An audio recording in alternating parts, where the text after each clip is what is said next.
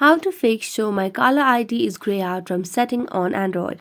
Hello everyone, welcome to this channel. I'm Emily and I'm here to help you out today. So without any delay, let's get started. So first of all, on the Play Store application and make sure that you have the latest version of the updated application of your phone application. So here you can see there's no option of update over here, which means we have the latest version of the application.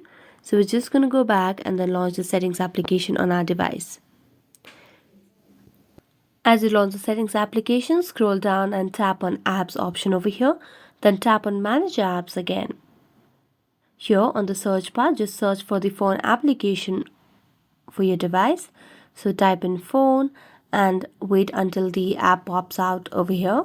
So just search for the phone application and tap on the phone application over here. Here you can see the option of clear data at the bottom right corner. So tap on it and then clear cache and tap on OK. If possible, you can delete all data, but I'm not going to do so.